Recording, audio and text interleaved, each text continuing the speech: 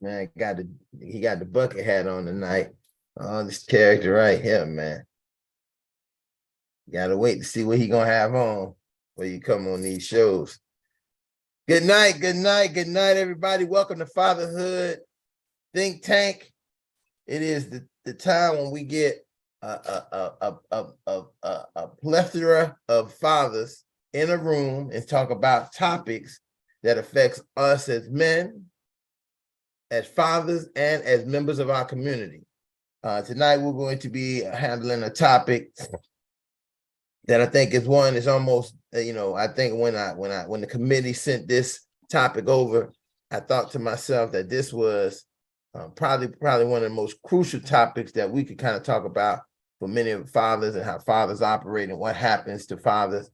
Today's topic is fathering from zero. And when we get into that, you'll get a better understanding of what it means to be able to father from zero, especially from these variety of fathers that we have on here today who can probably speak to the capacity of fathering at so many different levels. Again, I want to welcome everybody here tonight. Welcome everybody to introduce themselves and as himself as a father. I'm Ron Osborne Williams. I am a father, and I am the Oz of the Fatherhood Think Tank, behind the scenes, getting things going, and making sure we always are where we need to be. Let's go around, fathers. Introduce yourself. Let us know how many children you have, and then let's get into this topic for tonight. Okay, I'll start off. Larry Jordan, father of two, grandfather of one. Good evening, everyone. Good evening. J. Rob Bernard, father of two adults. Good evening, gentlemen. My name is Lionel Lightborn. I am a father to a tribe of 7 young adults, 4 young men, 3 young women, and 1 granddaughter. It's always a pleasure to be here. Good evening, Emery Ailes. I am the father of 4, the grandfather of 6, and also the head of the Fatherhood Initiative at Pi Iota chapter here in Tampa, Florida.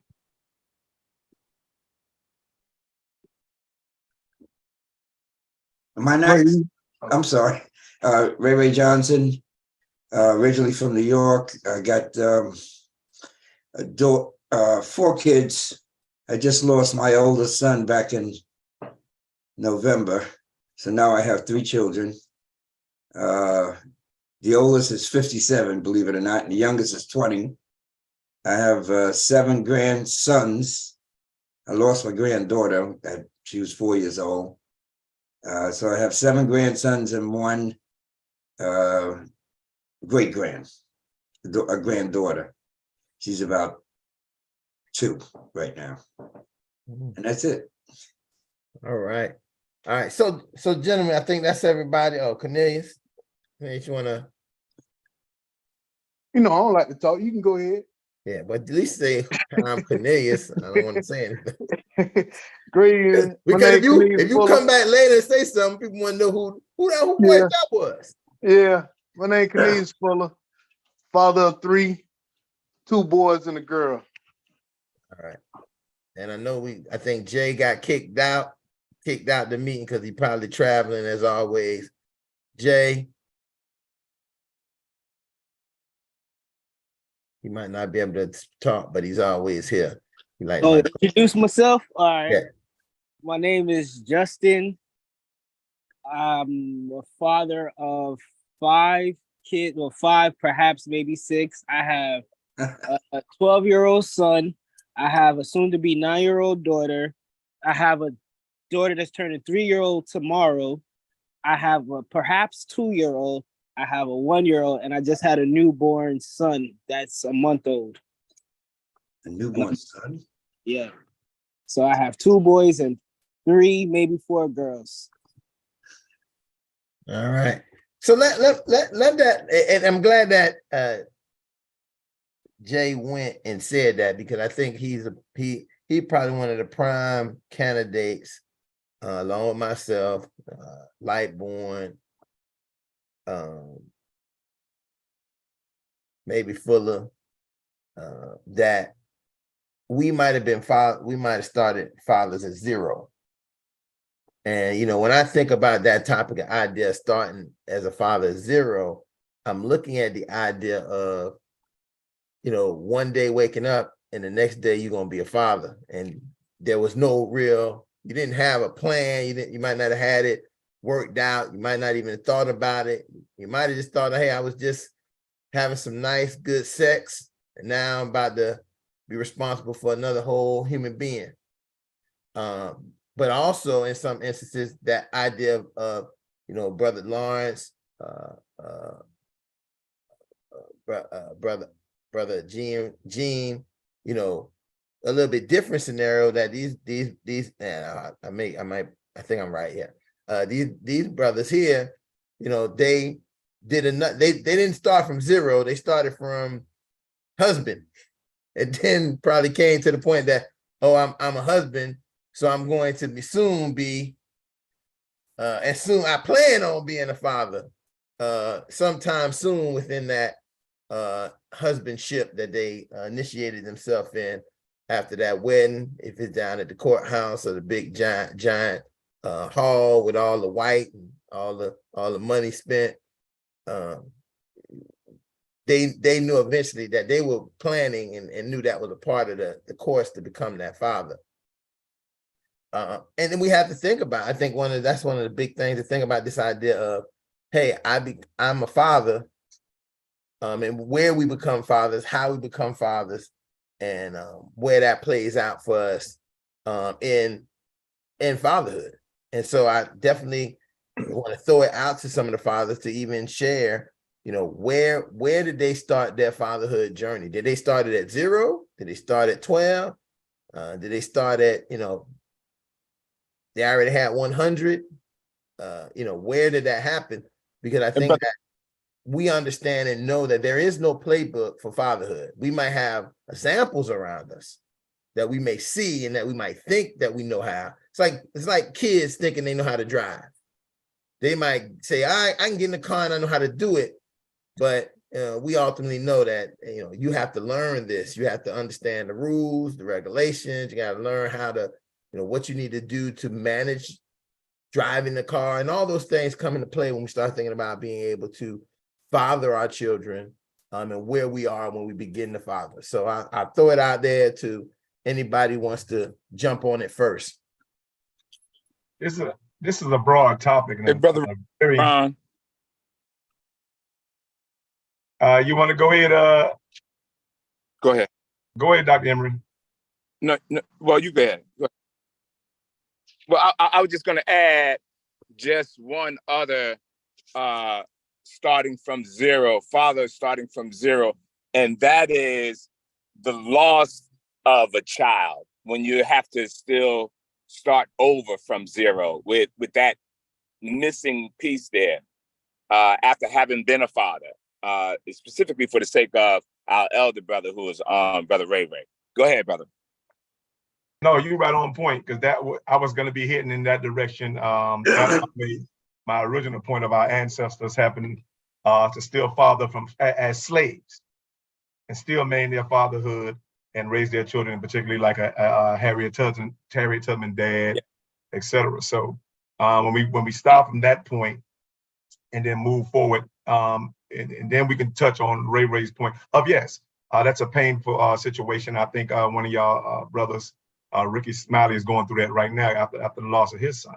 And so starting from fathering from zero have so many dimensions to it that I don't think that we're going to touch all of them, but to know that you got that revelation, Dr. Emery, to actually acknowledge that Ray Ray is definitely an example of fathering from zero, because here he is, an existing father, and to lose a child puts you exactly, you understand, at zero, at a deficit when it comes to that particular life that impacts you and that you were, guess what, responsible for, and that actually defines your existence as a father. And so I empathize and actually sympathize with Ray Ray and I'll let him explain how that feeling, because God, I pray to God that I never know what that is, but I would definitely be a student to learning what that was like for you, Ray Ray. Well, I pray to God that you don't have. I pray to God everybody on this call never has that experience. That no one here that I'm looking at on this Zoom will ever have that experience of losing your child. That's a knife that it goes deep. Let me tell you, you just can't believe it. You know, they say the parent is not supposed to bury the child, it's supposed to be the other way around. But I thank God that I want to say 56 years with this boy. He was a Navy boy, went into the Navy, and he had gained a lot of weight, lost it all, and turned out to be like a muscle man, fine figure of a guy. And I was so proud of him. And in October, we took my wife on a cruise for her 80th birthday, and all our children came, all four of them. And a lot of the grandkids came too, a couple of them. So we had a ball, especially with the fellow who passed away. Of course, we had no idea that he was going to pass away. You know, he died of a heart attack the next month, but we had a ball with him. So I thank God that we had a great time with him, and we had him for 56 years. And he was a wonderful, wonderful boy, and contributed to society the way we raise all the other kids do. Just be, a contributor to society, make something of yourself. That's all you can ask for your child. Thank you, brothers. You know, that when we start looking at that dynamic, and again, I think that Lionel points this out very, very clear, that the idea of starting from zero can mean so many things for so many fathers. And here's a great example why, and I say this so often, the Fatherhood Think Tank is such an important platform, because in my mind, what I was only thinking about fathers just starting, right? And that most of us, and I even gave that scenario of some of the fathers I know, when we became fathers, we just started from zero. We had no whatever. But then here is why the think tank is why this kind of platform, these kind of conversation with fathers is so important, because here's a dynamic that I didn't even think about.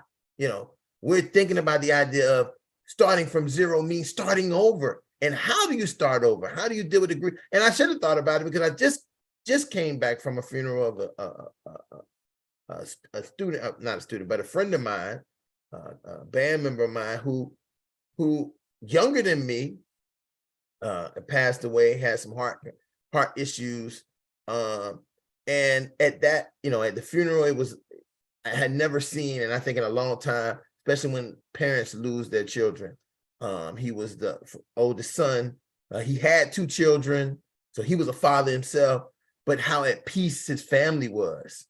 That's not very often that you sometimes you see families are very torn up about the idea of losing that child. But you know what happens? I'll tell you what happened. In a situation like that, quite naturally, as parents, speaking for my wife and myself, both of us grieve. But you try to be the man, you know what I mean? You try to, because you got to hold her up. You got to be strong for her, and that's what I tried to do. But it hurts, and I try not to show the tears and the hurt, because I want to be strong for her, for my wife. It's a tough thing when you lose your own child. It's tough. Absolutely. Yeah.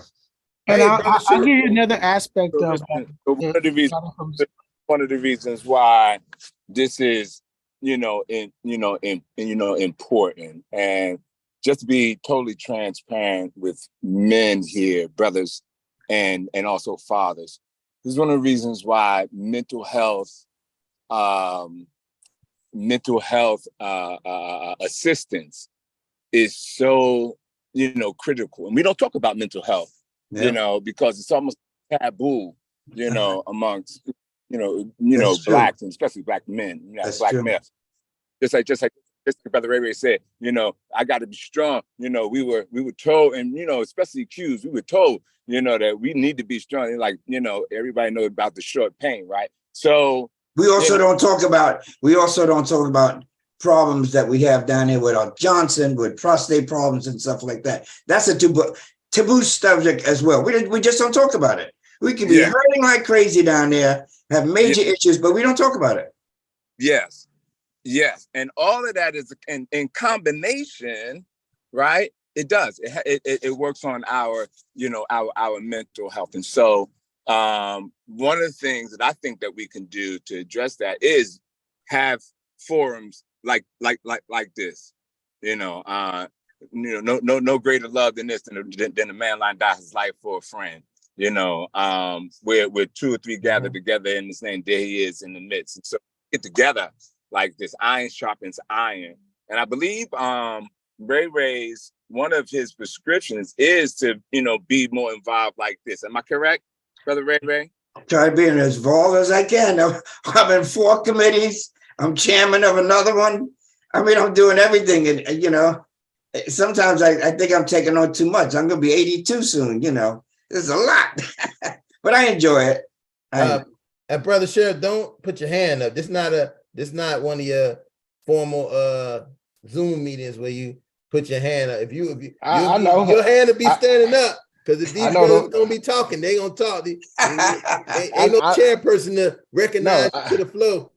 I know the format very well, and I'm glad to see Brother Ray and Dr. Els as well on, and all the brothers out here.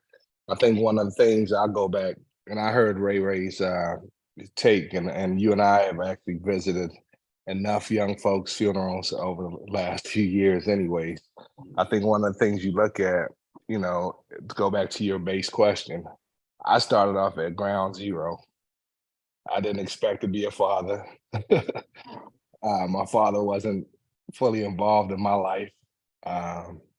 And boom, I'm pregnant, I'm having it. And whoa. And then, you know, you get guidance from the village as a whole to the best of your capabilities. But you also reflect on how the kids turn out. Yeah. And some of the things that you kind of look at. You know, as you know, just having a second child graduating high school, and you know, I'm reflective right now because as a father, one of the things I put in my mind many moons ago was to try to create a stable ground, as unstable as I am, right? So as you think through that, that's a big thing. As you know, you say, well, the best thing that an absent father may have been as a lesson for you, that you want to be present in your child's life. And I think some of us picked on that role, not necessarily understanding the full gamut of what that would entail, right? So I'm reflective right now because my second child just finished and she's about to go off to college, first daughter.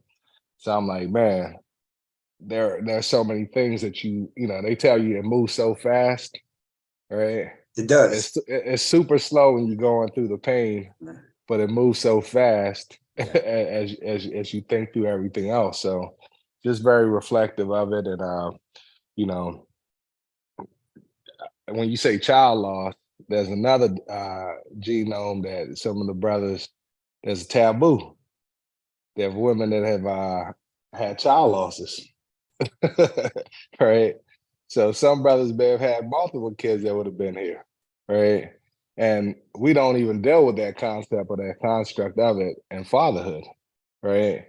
Because, you know, when we were all wild young guys, at different points, different things occurred. And that goes back to not having the proper guidance or the proper foundation, and trying to reset a foundation that's not necessarily good, bad, or indifferent, but it's just what you have. So it's really impressive to see all the gentlemen out here and listening, you know, to the different words in their speech. Yeah, but Al, you said that your father. Can I jump in, or do I have to raise my hand? Absolutely. No, you go ahead. Hey, there you go. This is open comment. This is an open discussion. This ain't okay. I don't want to break no rules. No, I was going to say, Al, you know, since your dad wasn't around, it's good that you're there being a role model. That's what it's all about. You got to be a role model so they look up to you and they can aspire and they see what good that you're doing and so on. Say, I want to be like Dad. You'll be the champion.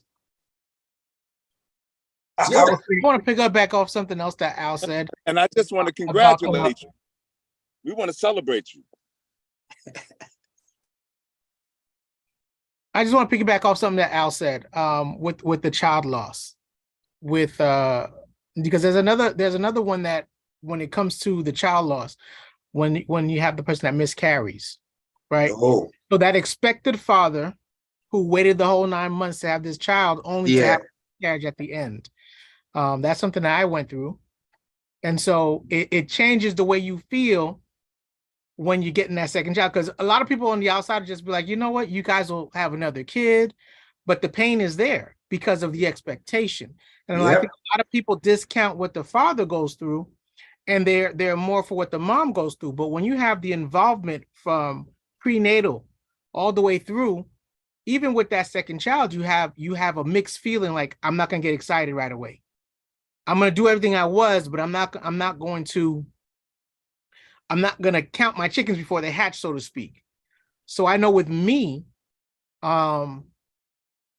it was more so that until the baby comes home, we're not putting up a crib, we're not decorating anything, we're not doing anything up until this kid comes home. And when the kid comes home, that's when we start to celebrate. That's when we got to do everything we do to make sure that he has a nurturing environment. Yeah, that's great. Well, And you so- went- Brother Robert. Now, Brother Robert, let me ask, did you seek mental health assistance after the miscarriage? No, I didn't. And I'll tell you what helped was the fact that the mother of my child, we had a communication. And so we talked each other through it. I think that if we had started to close off to one another, it would have been detrimental and we would have needed to go seek counseling. But I think having that Amen. person who can talk with you and who feels what you feel and who validates what you're feeling. Because a Yeah. lot of people look at it and say, well, you're the dad. You're not the one who carried the child, but you did have your own expectations. You did have your own role within the time frame that everything was occurring. Well, And so Gene, you say you do that, have man. that- Let me thank you go sharing. again. Go back to some of us street dads, and I Uh-huh. say that because talking about miscarriages, one thing we have to think about is abortions. That's the point I was And making. We at some point, that we have a big abortion fight going on in the country right now, right? But I think that even going back to the doc's comment about mental health, we don't even weigh how those abortions have effect on our mental health as men, and then later on fathers that we become, because in many instances you have no control. And as we begin to see in some of this, you also don't have any. You begin to learn how much you may not have control over what happens with a child unless you are the husband. Sometimes not even being a husband may not have that control. But how important it is to have this kind of relationship that Gene talked about with the partner that you're having this sex with, that you're starting these kind of relations with, because or not, you're going to find yourself sometime outside of the house when it comes to some of those things. And there's nothing you can do about being outside of the house, as we know that the system looks at mom sometimes as first caregiver number one, no matter what happens. And so if we're looking at fathers say, hey, how do I manage this? Because I know myself, I had the experience of being in love with someone and thinking that we could have this relationship, and I'm gonna say that we didn't plan, but we end up having a embryo. But she didn't have that. I'll say that maybe she didn't have trust that we could do it.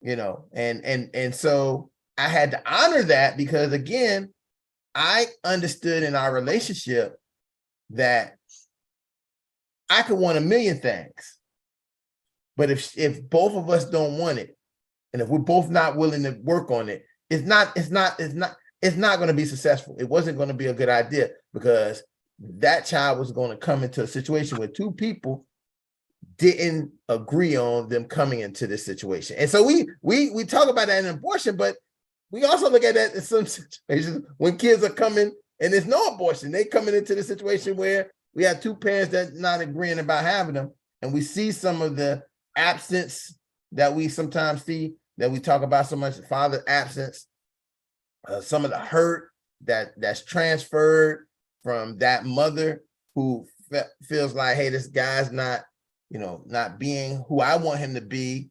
And so he can't be the kind of father I want him to be. And sometimes that may, those two things I don't think are so true. Sometimes he can probably be a good father if you allow him, but he may not be your man though. That's one of the dilemmas. He may not be your man, but he might be a really good father. You know, later on be a good co-parent. You know what, brother Ron, you made a great point. First, I want to acknowledge, man, Brother Lawrence got about 9 men over there that he got on the screen on this Zoom as well, and that's kind of like really cool. But one thing that you mentioned is the woman and what she can counter transfer to the child. And that's key, that's kind of key, to what, our offspring, could then be experiencing because of, and I guess that, be determined our fatherhood even before the child is born. The outcome of, of the next generation. And so that's why I think it's really important. These kinds of, platforms are really important. Okay. Hey, quick question, if I could. I think as an opportunity from fathers, you have the opportunity to also transfer certain experiences, but not knowing which ones is also the big issue that we deal with as men, right? Because in certain cases, as I mentioned, you may still be angry and haven't really, and I hear the mental side because that's been brought up 1,000 times by Brother Els over there, right? But as you think through it, which experiences are you going to transfer? You always want to transfer, I think, the good parts that you see, but there are some bad experiences that you also probably need to. I think each of us made it through a certain point because of bad experiences, which we had to make a choice to say, hey, rather than go that way, I'm going to go that way. No, you made a very good point. As a matter of fact, I'm going to piggyback on your point because you sticking to the topic of fathering from zero. You mentioned another angle of fathering from zero, and that was sending your daughter off to college. And so that's another angle of fathering from zero. From that, you got to deal with, and not so much an empty nest, but if she was your only child, then you would have had to deal with that empty nest because now you have to father an adult as opposed to the child that you were used to. And so that's another aspect of fathering from zero. But now as it pertains to the mental health part of it, let me be clear about the stigma. And it's not a stigma, it's a science. And let me be very crystal clear about the science. Here where I'm from in Liberty City, we vet, first of all, you're not going to shove mental health down our throat. And here's why. Because when you understand the historical factors of mental health and the very Bible it comes from being the DSM 1-5, you got to understand that we can address mental health treatment without addressing the mental health mistreatments in Black community throughout the history of Black communities. You got to understand philosophies and psychologies shape political policies. You do have to understand that. And so before you let any mental health of any culture come in there and drain the Medicaid or whatever healthcare you got from your people, you check them. Matter of fact, you create the mental health therapist yourself, and they need to come from your community as opposed to being exported to your community. And so never let them off the hook of saying, oh, Black people don't do this. You damn right we don't trust you. You understand? We don't trust you for so many other reasons. Tuskegee experiment and all the other stuff. So we don't trust you. You understand? And until you get some Black people that can write a book that's pertaining to us, because you can't be the rapist and the therapist in our history. You understand? And so we need to be very crystal clear when it comes to this mental health monster that's trying to eat our communities again, and they have not got no treatment for their mistreatment of us. And so when we have these conferences, you got to definitely know that you know and put them on the corner as opposed to calling your Black community and your people taboo. Oh, so no, we got science. So it's not statistics. It is science, baby. And you call them and hold their foot to that fire when it comes to that science. So, Brother Lightbrook, I agree with you 100%. We really do. We need to educate, right, and develop our own. I wrote it in the book that I published called Carry On Community Development Corporation. There's no greater love than this. You can purchase it on Amazon. I mean, I'm not pitching, but you could purchase it on Amazon, or I can. That was a pitch there. What's the name of your book? What's the name of your book, Emery? It's called Carry On Community Development Corporation. There's no greater love than this. And I talk about that using the qualitative and quantitative methodology of research. I had a book that I read called Medical Apartheid by Margaret Washington. You might want to read that. Yes, she talked about the Tuskegee experiment and the atrocities that we have suffered, that we as people have suffered at the hands of the American medical system. You're absolutely right. That's why we say right there in the book, we say we need to educate our own so that we can produce, our own doctors, our own lawyers, and treat our own mental health illnesses and address our own issues. You're absolutely right. But I agree. It's not that I don't want to sound like I disagree, because I don't disagree with what you guys are saying. But I think at one point when I was listening to how this began, it sounds like with what Al was saying, for me, it was more of a recognition that you have a problem and owning the fact that there's a problem in order for you to seek the help. I agree with you guys 100%, because there's no way that someone who is not from your background is ever going to understand what you go through. Just like a woman won't understand the issues that a man's going to face, especially a Black man within society. They can feel it, they can see it, but they can't understand it, especially mentally. I think that's one of the things that as Black men, we kind of need to express more and learn how to express a little bit more. And I'm not saying that we do a poor job of doing it. I just think we don't do it enough. Can I ask a question? Go ahead. So when we grew up, there wasn't this thing called mental health, not to this magnitude, right? And we all had crazy uncles, crazy whatever, right? And they were just crazy. They was just cool or they were off, right? As you go through the system, systemically, in my humble opinion, like each of us has a different subculture because we all grew up in different ways. Even though we're all Black, that's the baseline, right? Some people grow up more violent. Some people, there's abuse. There's different things that goes on, which is why I said you have to kind of look at the healing and then even transferring it, where you say, hey, there's a kid that's this. I know folks that have kids that are challenged, right? Mm-hmm. Diagnosed with disabilities.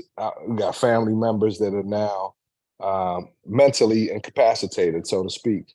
And I'm not doing the quote to say it's not real, because we know it's real. We've been seeing it, right?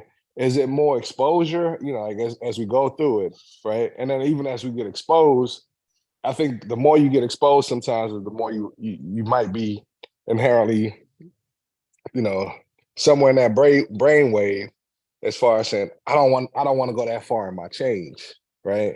I don't want to accept, the reality of what we have. which is a traumatic base.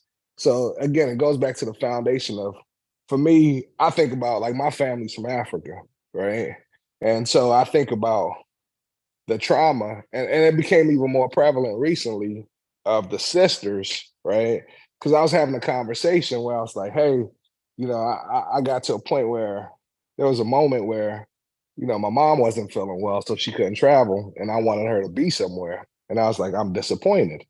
Usually I would just hold that.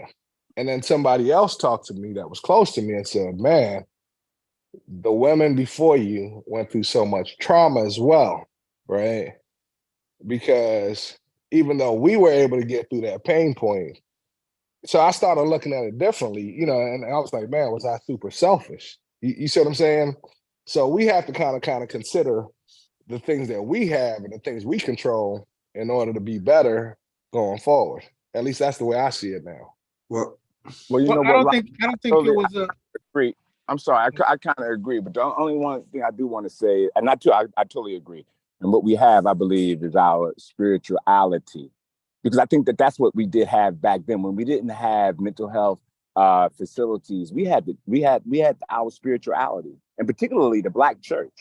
The Black church was strong when it came down to, you know, issues like, you know, like this. And I think that we kind of got away from our, you know, from our spirit, you know, from our spirituality side. Once again, you know, I'll talk about that in the book as well.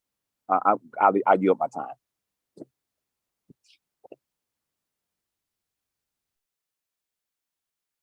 Is it really a church? Go ahead, LJ, handle your business. Well, I just wanted to address an issue that that also needed, I think, as much mental health. And we're talking about fathers starting at zero. There's some cases where you actually start below zero. Give you an example. When I got married, you know, you prepare everything, and the next thing you expect is children and that kind of thing. What happens when children don't come? I got married in 1984. First year, no children. Second year, no children. Third year, no children. Fourth year, I'm thinking kind of crazy. Okay. Fifth year, finally a child. Okay. That is traumatizing. And because you're something that you are expecting, you don't get. And you prepared and done what you thought were all the right things, and it still doesn't happen. And my second child was not born until 7 years later, after my first child. And that can be, you need mental health with those kind of things, because you, like, you know, it can be interesting. Let me put it that way. And did you get it, Brother Jordan? I did. Good. I got some therapy, and Good. my wife and we went to counseling, and worked our way through it, because that will destroy a marriage.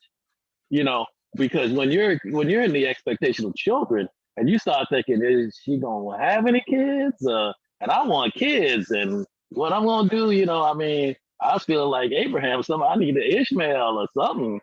You know. You know, somebody give me some satisfaction here, you know, but that's I just wanted to bring that up, because that's actually starting, in my opinion, below zero and working your way through. But you know what? You just got another, again, you just gave another example. And again, I would have never thought of that example, because that was never my experience. Right. And because it was your experience, matter of fact, truth is not rehearsed. You just told it. I would have never seen that, but you're right. That another example of fathering from zero. And it's amazing how all of us have very different examples, which is what makes this think tank so powerful. Absolutely. And so I can't even wait to hear more. and Lionel, only, you know what? Divine 9 over there on one of them cameras. Hey, you know what, Lionel, only to even reinforce what you're saying is, this is what we need to start understanding, and better understanding that someone can't make up one narrative for what fathers, especially Black fatherhood, looks like. We had this idea that fatherhood is monolithic, when it's not. We're seeing right here on this platform that every father really sees his idea, his development, his experience of fatherhood can be completely different. And that's what we begin to really establish for ourselves, what it means for our own idea of fatherhood.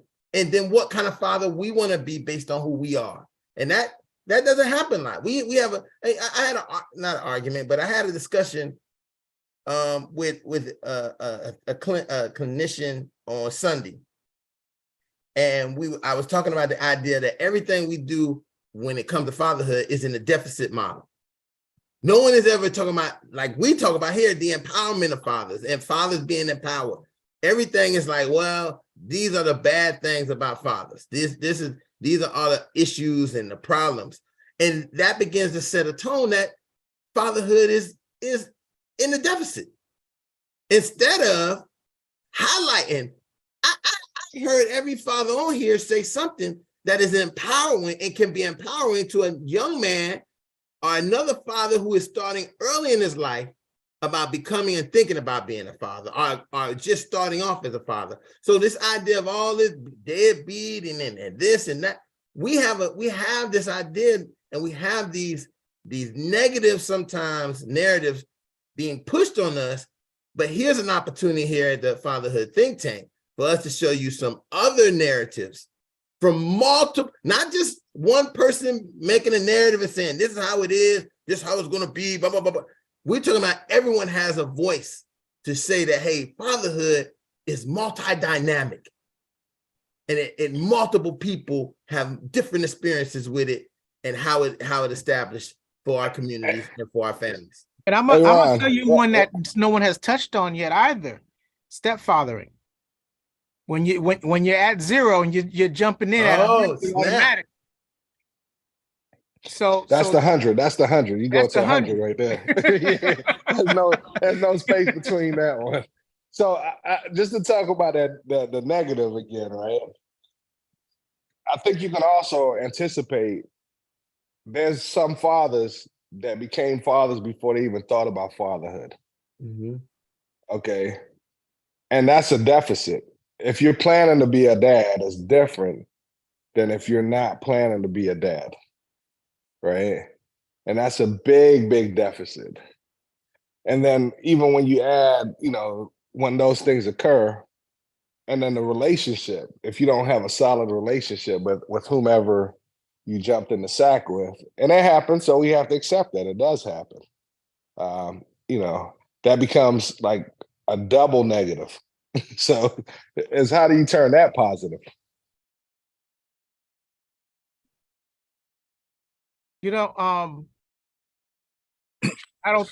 I think that's in all cases, in my opinion. Even when you're with somebody, you in some cases, when you're even in a marriage or your long-term relationships, becoming a father can be a surprise, right? And just because you're in a long-term relationship, I know that there's a point at some people have had kids who save a relationship. And so when you're looking at the different dynamics on why you're having these kids or the expectancy of a father, it's a matter of, are you willing to step up and do what you have to do in order to be a father? Because even in the how can I say, even the best relationships, right, can start to have issues when a child comes into play. And that's because the one thing that you haven't talked about was how we're going to raise this child. Absolutely. Excellent. And so you can have some type of detriment, issues and detriments when it comes to when the child is here, because now you have two different schools of thoughts going on in the same household. So to add to what Al was saying, it's not just a matter of, am I going to be a father with someone who I don't like? It's how am I going to parent or co-parent with someone who I don't like? And how am I going to parent and co-parent with someone I do like, especially if we're coming from two different fields? But you made a good point, J. Rob, and to expound on the point, that particular point, I was thinking about how, and back to Al's point about how do you turn that negative into a positive. I think, and Ron had done, I think anybody that taught fatherhood would find themselves coming to this one question when you teaching a group of fathers. about the child. Most of the guys, and it's a consensus in our community, most of the fathers that's active in their child lives say that child saved their life, right? Me too, me included. My children actually saved my life. They altered my life in a very practical way. But you find out how you really turn that negative into positive is involvement become empowerment. As a matter of fact, I don't think I would have got the level of empowerment had I not had the level of involvement in my children's lives. And that's exactly what saved my life. And so when it comes to the narrative, you need to know how to explain your narrative. You need to know your own science. Don't wait for everybody to have to teach you your narrative. That's the whole purpose and the power of this think tank, because this is just helping you to, what you said, iron sharpen iron. It's helping you to sharpen your narrative, not my narrative. You can't be me, I can't be you, et cetera, et cetera. But we can build each other's narrative so we can be stronger entities and create stronger industries within our community. So, Brother Lionel, let me ask you a question. Let me just ask the group a question.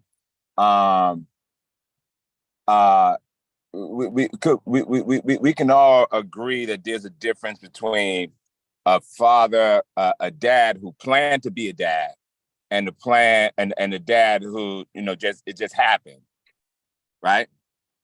And could we all agree that depending upon which status, which one of those roles that we took to become a dad will determine how involved, like you said, how involved that we're going to be with the child? I mean, we talk about this every day. I mean, the reason we talk about it probably so much because that was the whole crux of my doctoral thesis.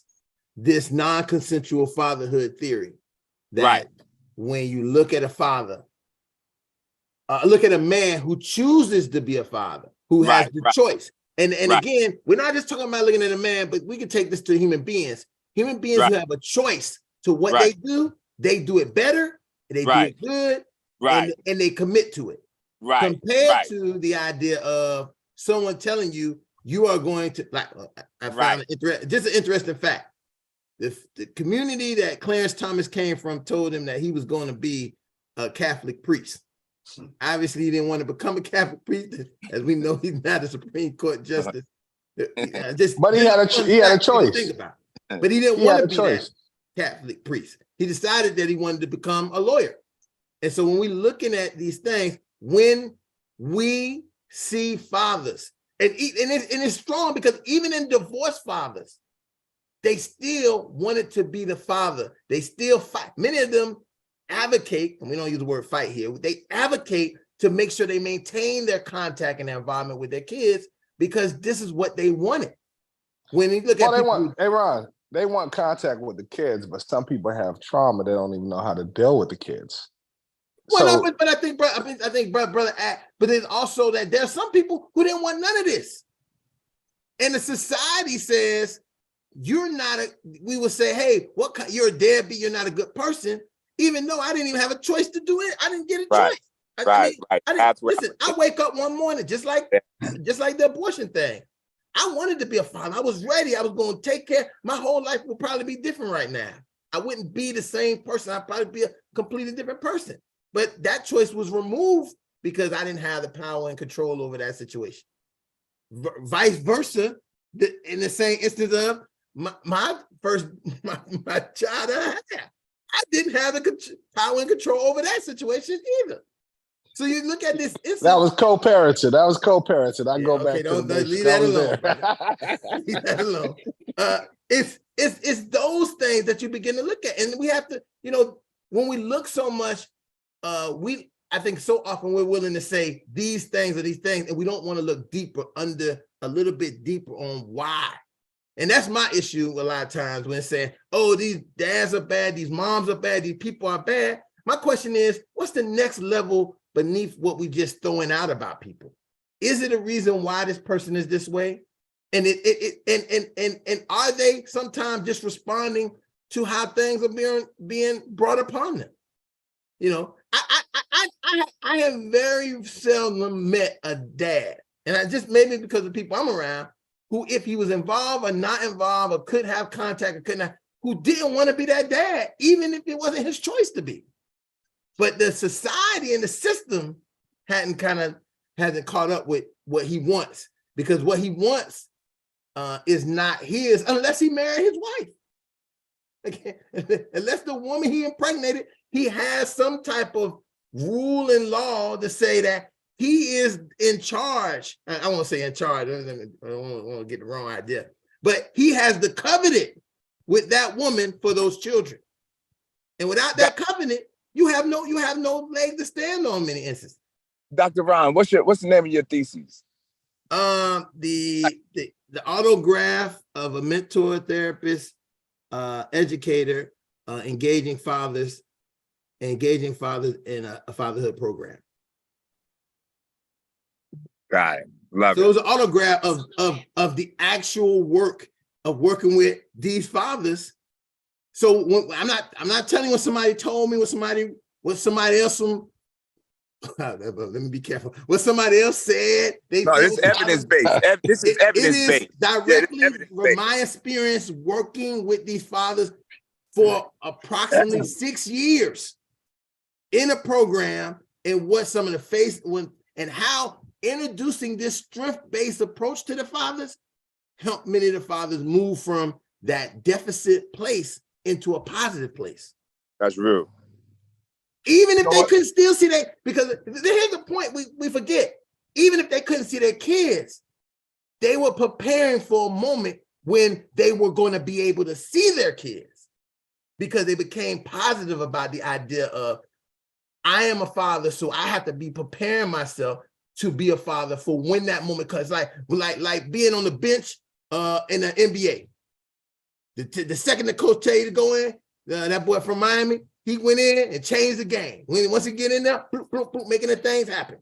And that's what we got to be as fathers, ready to get in the game and make things change for our kids. Even despite that we were recruited, top class, all those things, all that stuff, but being able to come at the last, be ready. Be ready. And it's a mindset to be ready. Dr. Emery said something about the history. Whether we were recruited, traded.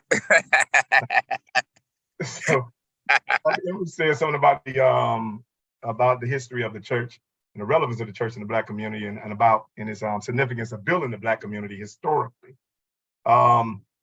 With that, I think the average Black man is stuck between two narratives. You understand? You're stuck between government and God. And so now you got two narratives going on. And God said, okay, you know what? I deemed you good enough to have this child. And then the government say, oh, you're not good enough to be this child father. Absolutely. You understand? And so the significance of that and the science of it, the historical science of that is Good point. Who report you're going to believe.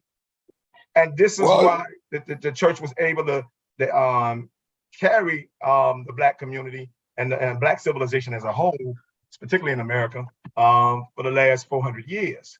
Now, there's another part. There's another part that you hit. There's a distrust with both segments. That's what caused the situation that we're in right now. You got a lot of brothers that don't trust the church, nor do they trust the government. So it's kind of like we're in that place as you go down that path of it. That's because I caught what you were saying, but I just had to bring that in for you, brother. No, you're absolutely right. And so with that disconnect, then and again, if you're disconnected, then it's just going to make your disagreements exacerbated when it comes to just ruining who you are as a culture.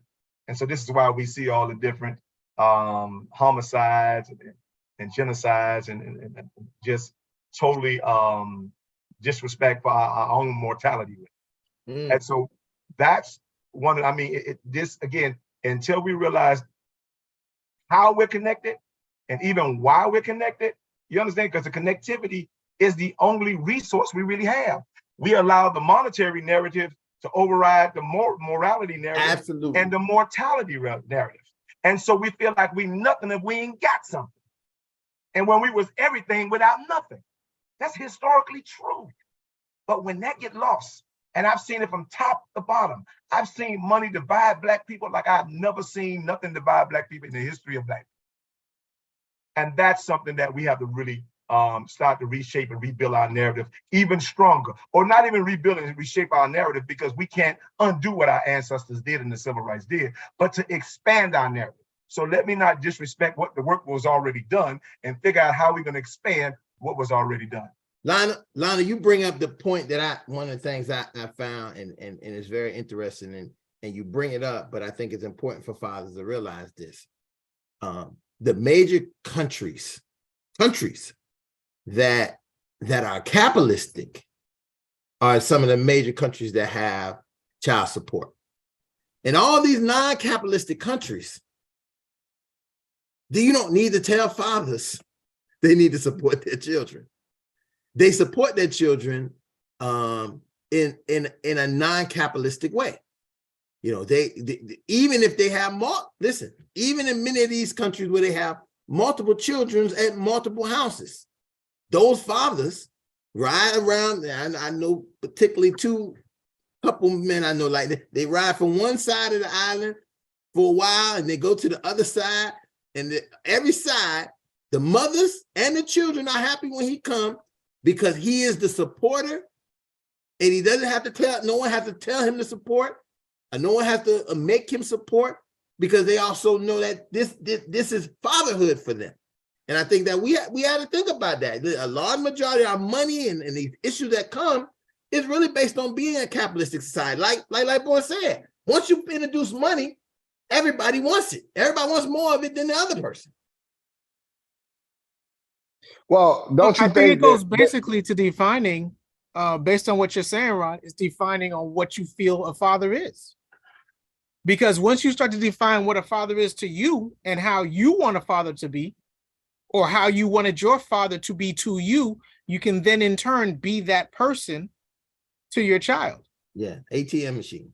That's it. But let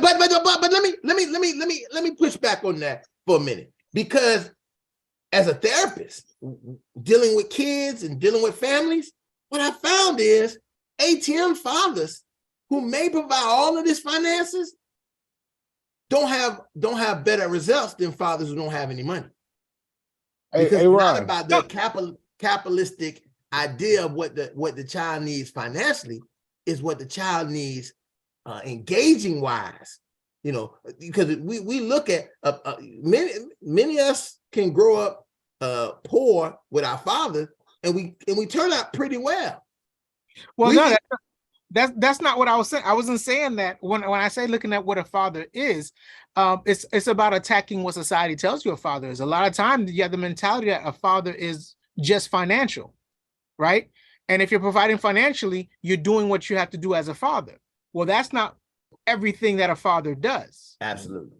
And so you have to strip away just that one mentality that you're an economic, what do you call that, avenue, and you have to understand that you're a socialistic avenue also, because you guide a lot of the social norms and the social habits of the society around you, because the way you deal and the way you teach your children to deal is how they're going to turn out and form their relationships within society. And a lot of times we neglect to tell fathers that important role in which they hold. Isn't that built from the time of slavery, where guys in the fatherhood thing was kind of removed, and now it comes down to a monetary piece where you're thinking it's just a transaction? And again, those go back to, like, I guess, healing concept when I'm hearing what I'm hearing, right? Even in the fact where I think, let's say in the 1920s, there were more fathers in the household, right? Absolutely. To the current time, it's the same strip in a sense, right? Analytically, that's what I capture anyways in this discussion. You know, there was a time where fathers had their kids and the kids were just objects, right? And when we go into that monetary thing, it's an object piece, and we got to learn how to heal beyond the object and be more substantial, having the substance. Because even for some of us that go into communities where we're mentoring, right, young brothers, we find that there's a disconnect because they're object based versus soul based. But I think that goes back to playing what Ron said when it comes to the society in which you grew up. and the type of government that's in place, because there were a lot of intact families within the 1920s, 30s, 40s, 50s. And so it's not until you start to add about a lot of the issues socially and attaching them into the homes that you had disruption, because you had involved fathers back in the day. They may have, like Lightborn says, you said this before, Lightborn, and just correct me if I'm wrong. You had those dads who did have multiple families, and they took care of every single one of them, right? And so, but with the government interference and also a lot of the issues that occurred within the family and breaking down the family structure and taking away the male perspective within the home, you do have a lot of things that changed.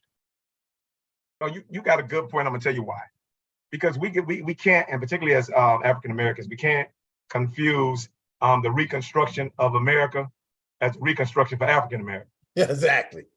The truth of the matter is, every time you see some type of reconstruction of America, it's always some type of deconstruction of Black America. Absolutely. And that is factual, because I can go as far back as, let's go post, let's during the Civil Rights Movement, like right in the middle of it. You still had, when the Civil Rights Movement was going on, again, that's a reconstruction, because now you was at the height of the Industrial Revolution and stuff like that. But then where the deconstruction came at it, because when we started to get integration, you had a lot of eminent domain going, right? If y'all never heard that terminology, it's just a very legal municipal way to just take your property or run an expressway through your neighborhood. And so when you had that, and again, we can't confuse America's reconstruction. You got to understand, anytime America goes through some type of reconstruction, we go through, Black America go through a deconstruction. As a matter of fact, we're going through it right now. We're going through the technology boom is a reconstruction for America. What a deconstruction happened for Black America is, guess what you got now? You know what you got? And it's not even, it's an expansion of eminent domain. It's called, and I don't let the word go, but when you basically, y'all done lost all your historically Black communities. I forgot the legitimate name for it right now, but Harlem, Liberty City, Overtown, you name it, you got it. Now you got Black communities. Gentrification. Gentrification. So so deconstruction for Black America is gentrification. So here it is, and guess what? And it can be proven. Now the question is, because I studied my own history, I'm like, no, you got living history y'all need to be studying. Don't worry about your past. Your ancestors don't want you looking back too long. Your ancestors mandate you look forward. And you need to know what's going on now. Well, you call it gentrification. They call it an emergent market. And I just learned that term. They call it. You understand? I'm just calling it what it is. And again, I'm not letting them define my narrative, because at the end of the day, what they did, and I think it was a very clever plan. And so what they did, they imported white people. You understand? Not only did they import white people, they imported rich white people that thought like they do. You understand? To make sure, you understand, that they can try to compensate for what they lost from 2008 when they lost all that money. And so Brother Lonnie, go ahead. So Brother Lonnie, let me ask you a question. I think this is a good question for everybody. This whole panel here tonight. You make a very good point about not feeding into their narrative and not allowing anyone to control our own narrative. So what would be your suggestion for a new narrative? What would be that new narrative that we as Black fathers, as Black men, is responsible for creating for today? Well, I think there's a difference between, it depends on which narrative you need. Right. If you're talking about economically, ethically, morally, which narrative are you talking about? Because I think if you're talking economically, then I would go ahead and reference Claude Anderson. You understand, Dr. Claude Anderson. You understand? But if I was talking ethically, I'm like, we got a whole history of ethics, stuff that we haven't even put together yet. Well, how about not either or, but that and this? Yeah. Right. No. Yeah, it's going to be. You're right. It's a combination, a unified combination of all. You're 100% correct. But the question is, where do we start and who do we start with? Well, I feel that we start with ourselves. Then why I even like to have these conversations? Because every time we have these conversations, I go back and think about them and reconstruct for myself. I reconstruct for myself this narrative of what it means for me to be a father. For myself, I reconstruct it based on the conversation of listening to all of you other fathers who have all your other experiences. And I think that's the way that we really move forward, because if we continue to wait for people to make our narrative and construct for us what we should do, we're going to end up in the same situation that we're already in now. You know, That's what I'm talking about. That's what I'm talking about. We have Hey, everybody. have these. Listen, that's I a principle gotta of, go. That's almost like a principle of Kwanzaa. Let us define for our own selves what fatherhood is. I gotta go. I just wanted to say how much I've enjoyed all you guys. What a conversation. All you guys are terrific. And I enjoyed every moment. I want you to think about, however, the real challenging part of raising children. And that's when hopefully they'll finish college and have a commencement. But what is commencement? You know, it's the beginning. And the child is beginning life, looking around. They call their mother and father all the time, if you raise them right, for every little thing. I'm talking about periods through the 20s, 30s, on up to where I am, to the 50s. Mm-hmm. So the job for fatherhood really is big. It's huge after 21. I know you guys are talking about earlier children, younger children, but for the most part, when they get to be that age, because at 21, they realize that they appreciate you too. They're a little bit older and they understand that things that you've done are wonderful and you're giving them proper information. And they seem to now appreciate it a little bit. So with that, I gotta go. Dr. Ron. Dr. Okay. Ron. Take care. Be blessed, brother. Bye, everybody. Bye-bye.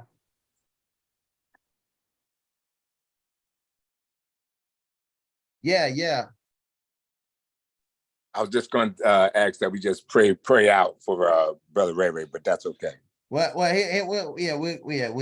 get to you know, a lot of times people have to come and go. We got a whole closeout that we're gonna do. As a matter of fact, as I look at it, and I'm surprised that our normal lawyer is not here, and he usually keep us on the time, because now lawyers is about their time and money. He usually tell us it's about that time. And usually Lionel take up the second man or that. Because if it's up to me, we'll be here for 4 hours just talking. Because I have no skills when it comes to that. That's why I have to have a secretary to, someone to manage my clients that I see and say, hey, give it a ring in and say, oh, their time is up. Because I get incensed with this kind of conversation, because because I could be obsessed with so many things, but I'm really obsessed with this because I think this conversation with these people, with us as fathers, will change our community, will change humanity overall. And I think that sometimes people are not really looking at it like this, that the idea of, the conversation is just chapping. But if everyone, I think today, going to leave from off of here, and they have a light bulb, like this light bulb. I just got one. The light bulb is on when you leave this conversation, leave this room, and you start thinking about all the things we talked about and how those can be changed and analyzed and looked upon and worked on in your own life as a man, as a father, as a citizen in our community. And that's where this happens. Ron. Yes. I just got one. Ray just dropped one that we didn't even consider. If you raise your child well, they're going to continue to call you, and they're going to call you a whole bunch of times as the foundation and the footing that you placed. Because we think about fatherhood up to the point that we are, and he gave us fatherhood at a distant level, which is, like kind of like you would call, if you have a father, if you have a male figure, you got somebody that we would all call to get that extra, hey, what do you think about this choice or this decision or something like that? Or to verify, certify a choice or a decision that you made, which is what we expect out of our kids as well. So that's an interesting dynamic that he just dropped on us.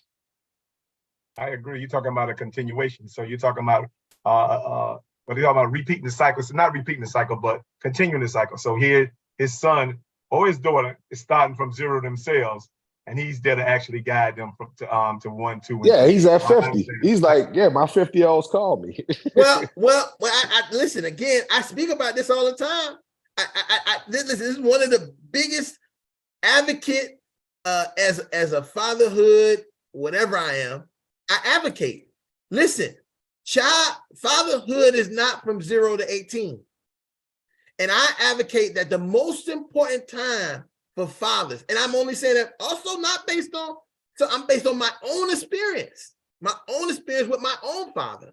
The most valuable time is that time after they're out of the house, from that 18 to 30 something area where they really need the guidance of their parents. And many parents be like, you out here, you got to work on making stuff.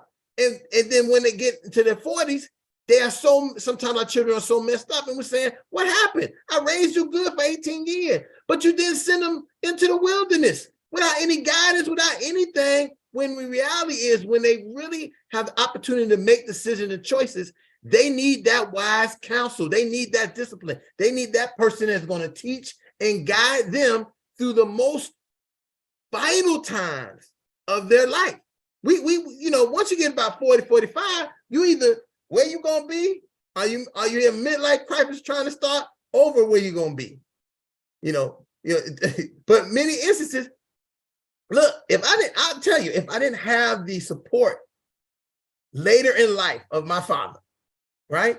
There's a lot of decisions that even though I had a good upbringing with my mom and the distance with my father, but he was there, and the male father figures I had around, there's a lot of things that as a grown man, I could have moved down the wrong path. I did the wrong thing, but I had this person who was still a model and still pouring into me as a grown man. Now, you got to be able to get some of that as a grown person. You still got to respect your father and parent as an elder, but you also got to respect them also as an adult, because that's the trick. That's the real tricky part that comes in that, because sometimes we may not respect our parents anymore when we become adults. We don't respect them as adults, but we should maybe respect them as other human beings, because they do have some things to teach us, and they're the best people to teach us, because their nature versus nurture part is more important to us than anything else. Because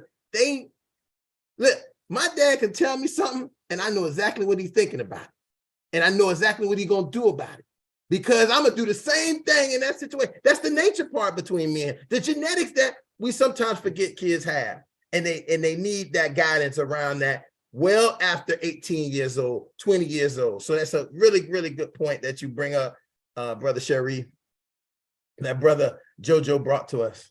Ron, you had time, but I just want to give a shout out to Dr. Emery, because he looks so much like Clay. He reminds me so much of Clay. Yeah, I'm looking like Clay. You look like Clay a little bit, yeah. Like Clay, right? He look a little bit like. He must be the brother, because I'm getting hazed right now. Light boy. No, Clay. Listen, Clay. Listen, let me tell you, my brother. Clay is one of the premier in South Florida domestic violence power control contributors. Man, he really works with and he works for our people and with our people in ways that many people can't begin to really think about. Because and I'm humbled and honored then. Good. Yeah. It's just y'all do favor a little bit. They look at the picture. If he came on tonight, but he got group, I think, tonight. All right, so listen, that light boy gave me the green light, because that means that our time that we got to respect the time. We start at 6:30, end at 8:30, because some of these guys, why sitting right there next to him, they said, hey, it's time to eat the dinner, whatever, blah blah blah blah blah, and we get off this thing. Lucky the game not on, because we definitely got a bigger push to get. Hey, it's almost time to get off. Hey. But anyway. I want to again thank the brothers from Pioneer, Piota. I'm sorry. Sorry. Hey. I was speaking to somebody in Pioneer was just texting me and they got me mixed up. Piota, that's the Omega Sci-Fi chapter in Tampa, Florida. Group. And really big things. We're Home Grand Conclave, 2000. Host of the next Grand Conclave. And we're planning an event for Father's Day with them. We're trying to work out how that's going to work out. We'll be looking into that. So Fatherhood Talks and Pi Iota will be doing something with them in a future broadcast. So I just want to thank them for coming on tonight. They really made our conversation expanded, but that's what we always look for. We're not here always looking for me, Gene, and Lightborn and Larry to be here just to talk to you every time. We're always looking for new voices, especially them guys that was in them rooms back there. Y'all could have opened the microphone and said something. I know y'all had something to say. This is not that kind of place. This is not the webinar Zoom. I hate webinar Zooms. That's the only people get to talk to the people in the web, and the people who really got stuff to say, who never say nothing, probably got the most profound things they can bring to the conversation. And that's what we like to try to have here at Fatherhood Think Tank. So I want to thank all the fathers that was here tonight, everyone else and out there in the land. Remember, like, share, subscribe, join to our page so you'll know when we're coming on every Tuesday. And definitely look into the comments to see how you come on to our private Fatherhood Zoom conversation tomorrow night. We'll be talking about that. That conversation will be fathers getting involved.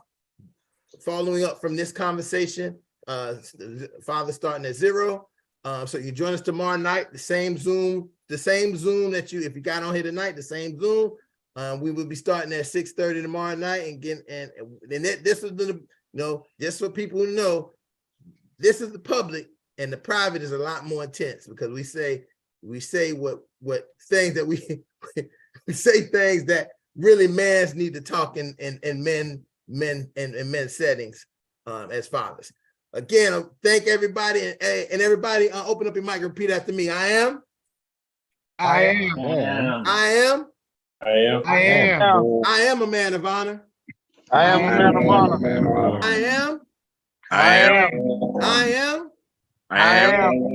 a man of courage. I am a man of courage. I say I am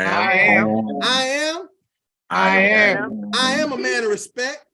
I am a man of respect. Come on, fathers. I said that I am. I say that you are. You are. I say that we are. We are. Championship I see you, LJ. I see you. I'm making a comeback. Let me say this to you guys. What we do this chant because this helps us, join together at the end. But also we do this thing with the muscle. It look like we flexing, but we're not flexing. It's a model of fathers holding their children under their arm and the family on the back of their shoulders. And that's a symbol of, that we can take that oath, we say that mantra, we say that chant, but we really mean it, and we look forward until the next time. Again, I want to thank everybody who watched us, joined us. See you here either tomorrow night or see you next Tuesday at Fatherhood Think Tank.